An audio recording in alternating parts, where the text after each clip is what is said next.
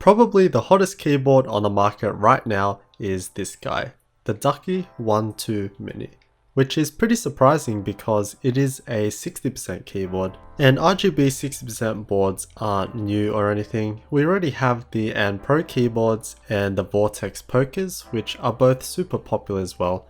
So let's see what this Ducky boy has to offer. This has already been opened, but the contents are still the same. We have the keyboard itself, a user guide, warranty card, a USB Type-C cable, and a bunch of extra keycaps and a wire keycap puller, which we'll check out later. And here's the keyboard itself. This one has the Acco branding on it as well, so I'm not exactly sure if there's any differences, but it should be the same. In the hands it feels decent, maybe a bit less nice because of the glossy plastic on the bottom, but it has minimal flex because of the internal steel plate, and it comes in at just under 600 grams, so very similar to the Pro and similar boards. What this does have is a unique aesthetic. Usually we'll have a one-piece enclosure. Here we have this contrasting two-piece design with the top textured satin plastic sloping down the sides and the bottom glossy plastic kind of going two ways. It's certainly nice to see something different because retail 60% boards have been so stale in regards to enclosure design for a while now, and I personally like it. It has a bit more edge and character while not looking too out there. The keycaps are pretty nice as well and have classy, thin and clean legends on them. However, we do get those extra keycaps in the box, and from what I've seen, there's a bunch of different colors. I've seen green, orange, blue, but with this I got blue on grey. And for whatever reason we have arrow keys and a numpad enter keycap, which we can't use on this keyboard, so that's a bit weird. So really we get a backspace, enter, and 3 different escape keys. And finally the beautiful Year of the Dog spacebar. So they don't really add much of an accent at all, so it's a pretty tame addition. But the spacebar looks pretty sweet. It is a UV coated ABS cap this time, but that allows for this beautiful artwork that lights up as well.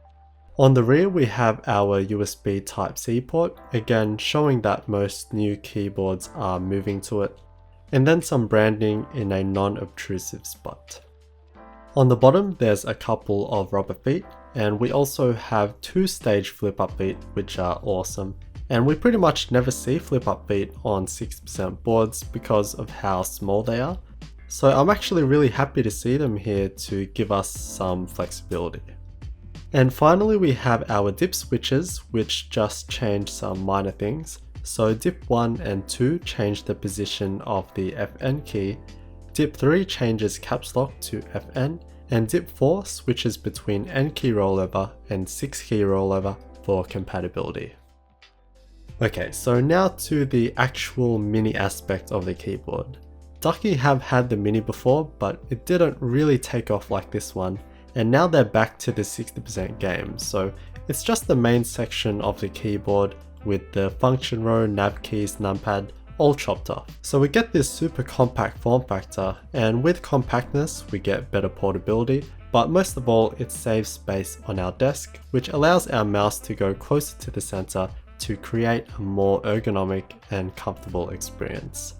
And how they achieve this is by having all the other functions and keys on layers. So as you can see on the keycaps themselves, nearly every key has another function on the front of the keycap. So there's the default layer and then 2 additional layers with the FN layer and the FN plus Alt layer. The FN layer pretty much has all the missing keys on there. So for example, our arrow keys are on IJKL, and we have the function row on top, all the nav clusters like home and delete, insert and all that on the right hand side, and we also have some MIDI controls and mouse controls if you really need it. The FN plus Alt layer is mostly to do with the customizability of the keyboard, but mainly it's all the lighting controls. By pressing FN plus Alt plus T, we can go through all the lighting effects and modes.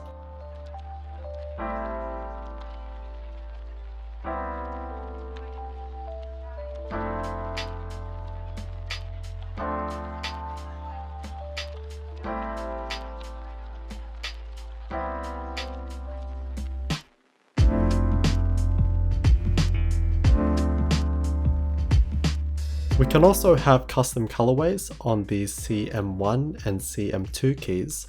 So you hold FN plus Alt plus caps lock and choose either CM1 or CM2. And then you can go ahead and pick a color for each key with ZXC or spacebar for the palette. And then press caps lock and shift to stop recording. One of the probably more weird things I've seen on a keyboard are the onboard games, like actual games on the keyboard itself with the lighting. So there's Ducky Gamble, which isn't really a game, it's like heads or tails, where when you press the spacebar, it will slowly come to a stop. And Ducky Minesweeper, which is Minesweeper on your board. I mean, I personally think it's pretty cool and interesting that they actually took the time to implement this thing and put it in the manual, and will probably be used once or twice by people, but yeah, still cool because why not? We can also record macros on board, which is pretty similar to how the Vortex keyboards do it. So we have 5 customizable profiles on the 2 to 6 keys, with 1 being the default, so you can't record to that. To start, we press FN plus Alt plus Tab for 3 seconds, and the caps lock key will start blinking. Pick the key that you want to implement the macro to, and then do whatever sequence you want. When done recording, press FN plus Alt plus Tab for a second, and that's it, you'll have your sequence saved on a key. There's a bunch more other little stuff that you can do, and the manual goes through everything in more detail that I didn't because there's a lot to cover, so if you actually have or get this board, I'd recommend you read through it.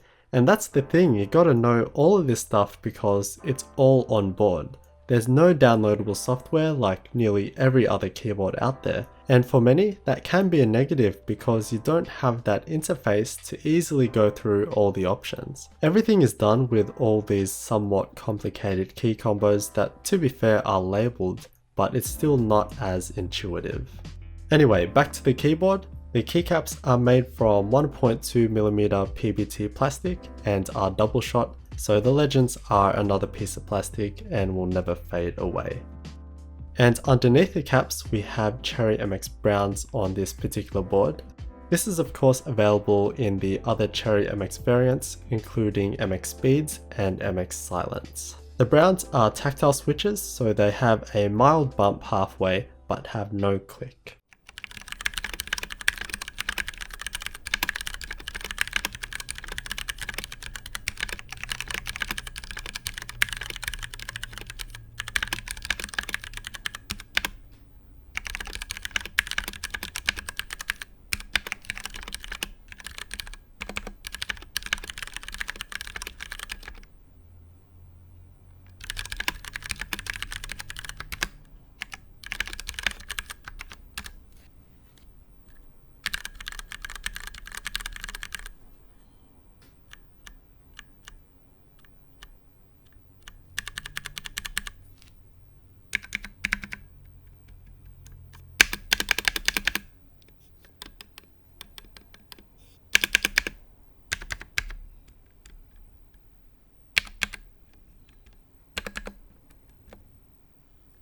This actually provided a pretty decent typing experience, even though MX Browns aren't my cup of tea.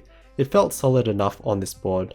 And the stabs, they're surprisingly pretty good. They look to be self-made with this actually quite cool grey and blue design, and they have minimal rattle if any, which is a very rare thing to see on retail keyboards, and I can't even see any lube in there, so yeah, pretty impressive. To take the keyboard apart, there's a couple of Phillips head screws under some keycaps.